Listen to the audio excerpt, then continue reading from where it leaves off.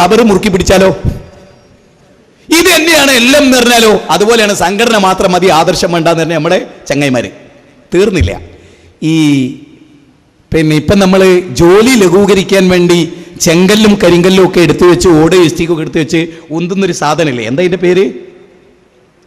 അർബാന എന്ന് പറഞ്ഞൊരു സാധനം, രണ്ട് പിടിയില്ലേ, ഒരു ടയറുള്ള ഒറ്റ ടയറുള്ള ഒരു സാധനം ഇങ്ങനെ ഉണ്ട്. അതിന് ഇവിടെ എന്താ പറയാ? ശരി, അർബാന. ഒരാള് വീടുണ്ടാക്കാൻ അയാളുടെ ഇടവഴിയിൽ ഇറക്കിയിട്ട് 5000 കല്ല് ആ അർബാനെ കയറിയിട്ടാണ് വീട്ടിൽ കൊണ്ടുവന്നത്. എല്ലാ സാധനവും വിധപ്പെട്ട സിമെന്റും മല്ലും ഒക്കെ അതിൽ കൊണ്ടുവന്ന് നല്ലൊരു വീടുണ്ടാക്കി. വീടൊക്കെ പൂർത്തീകരിച്ചു കഴിഞ്ഞപ്പോൾ അയാൾ അർബാനയും കെട്ടിപ്പിടിച്ച് കിടന്നാലോ? അയാൾ പറയാണ് 5000 കല്ല് ഇവിടെ എത്തിച്ച അർബാനയല്ലേ? അതെ. ഇതൊക്കെ ഉണ്ടാക്കി ഈ സാധനം ഉപയോഗിച്ചത് അല്ലേ? അതുകൊണ്ട് വീടിനേക്കാൾ പ്രധാനം അർബാനയാണെന്ന് പറഞ്ഞാലോ? അതുപോലെയാണ് പോലീസ് ചോദിക്കുകയാണ്, അനക്ക് സ്റ്റേജ് കെട്ടി തന്നത് സംഘടനയല്ലേ? അന്ന വിദേശ രാജ്യത്ത് പറഞ്ഞു വെച്ച സംഘടനയല്ലേ? അതുകൊണ്ട് ആദർശം വേണ്ട സംഘടന അറിഞ്ഞാലോ? ഇപ്പൊ നിങ്ങൾക്ക് മനസ്സിലായിട്ടുണ്ടാവും.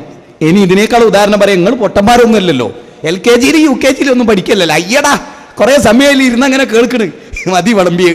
അതുകൊണ്ട് സംഘടന ആദർശം പ്രബോധനം ചെയ്യുന്ന കാലം അത്രയും നമുക്ക് വേണം. അതൊരു സെറ്റപ്പാ. അപ്പൊ ഇങ്ങോട്ട് തന്നെ ഞാൻ വരുമ്പോൾ റഹ്മാനോട് പറഞ്ഞു, അള്ളാഹു സുബ്ഹാനഹു വ തആല ഈ ട്രെയിൻ ഉണ്ടാക്കിയിട്ടില്ല, ഇനി നമ്മളൊക്കെ അവസ്ഥ എന്താ? കോഴിക്കോട് നിന്ന് പുറപ്പെട്ടിട്ട് കുണ്ടിലിറങ്ങിയിട്ട് വരേണ്ടി വരും. സകലവും കിണറല്ലേ റോട്ടിൽ. നമ്മളെ സർക്കാർ നിർമ്മിച്ച റോഡൊക്കെ എന്താ?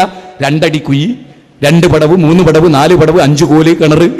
അതൊക്കെ കഴിഞ്ഞിട്ടേ ഇങ്ങോട്ട് എത്താൻ പറ്റൂ. ട്രെയിൻ ഉള്ളതുകൊണ്ട് സുഖമായി എന്ന്. ഇപ്പൊ ട്രെയിനിൽ ഇങ്ങോട്ട് വരാൻ എന്താ? ഇവിടെ പ്രസംഗം നടക്കുക എന്നുള്ളതല്ലേ ഞങ്ങളുടെ വരവിന്റെ ലക്ഷ്യോ? ട്രെയിനാണോ ഫ്ലൈറ്റാണോ കാറാണോ എന്നുള്ളതാണോ വിഷയോ? അതുപോലെ സംഘടന ഈ ആദർശം പ്രബോധനം ചെയ്യാനുള്ള ഒരു ചട്ടക്കൂട്. അതുകൊണ്ട് സംഘടന സ്വയം തിന്മയല്ല. അത് സുബൈർ മൗലവിക്ക് സംഭവിച്ചൊരു മെന്റലി ഡിസോർഡറാണ്, മാനസിക രോഗമാണ്, വേറൊന്നുമില്ല. അത് ആ ടീമിനുള്ളതാണ്, ആ ഗ്രൂപ്പ് പെട്ടതിനുള്ളതാണ്. അതാണ് ഈ പ്രസ്ഥാനം ഇങ്ങനെ ആയതും. അതിന്റെ കാലശേഷം കഴിഞ്ഞാൽ നന്നാവുമായിരിക്കും. മനസ്സിലായോ? അതുകൊണ്ട് സംഘടനക്കൊരു കുഴപ്പമില്ല.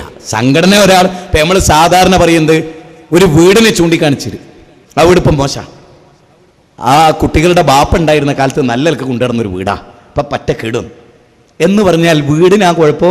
അത് കൊണ്ടെടുക്കുന്നവരുടെ സ്വഭാവം അനുസരിച്ചിരിക്കും അല്ലേ? ഒരു ടോയ്ലറ്റ് വൃത്തിയാക്കാനൊന്നും അറിഞ്ഞൂടാത്തൊരു ടീമിന്റെ കയ്യിൽ കൊടുത്താൽ എന്തായിരിക്കും സ്ഥിതി? മുനിസിപ്പാലിറ്റി കക്കൂസുകളുണ്ടാവും. അത് നേരെ വൃത്തിക്ക് പ്രാധാന്യം നൽകുന്ന നല്ല മര്യാദയുള്ള അതിഥികളായി വരുന്നവരെ കുറിച്ചൊക്കെ നല്ല റെസ്പെക്റ്റ് ഉള്ളവനാണെങ്കിലോ നന്നായിട്ട് കൊണ്ടുനടക്കും. അപ്പോൾ കുഴപ്പം കക്കൂസിനല്ല. മനസ്സിലായോ?